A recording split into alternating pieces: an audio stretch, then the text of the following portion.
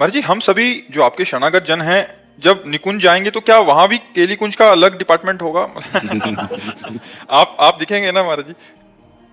ये सब यहाँ मायाकृत है। हम तुम अलग अलग जो दिख रहे हैं सब मायाकृत है।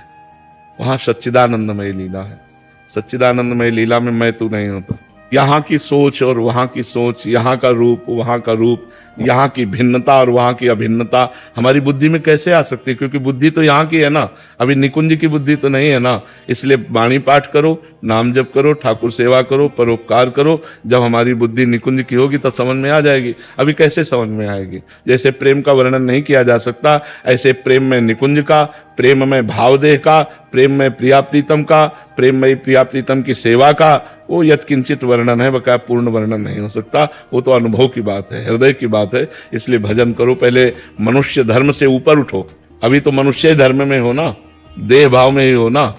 हम लोगों का क्या है, सीधे सब कुछ बात जानना चाहते हैं, तो कुछ बातें होती जानने में नहीं आती, वो अनुभव में आती है। वो वाणी के द्वारा नहीं बताया जा सकता, वो पढ़ लिख कर नहीं जाना जा सकता।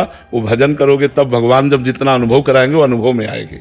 महाराज जी, एक संशय है कि ऐसा बोला जाता है कि श्री जी के चरणों का अध्ययन करना चाहिए आंखें बंद करके। तो हम प्राथमिक शिष्य हैं, हमने श्री जी के अनेक रूप देखे हैं, पर रियल में कभी श्री जी को देखा है? हम कहते हैं श्री जी के नाम का ध्यान करना चाहिए।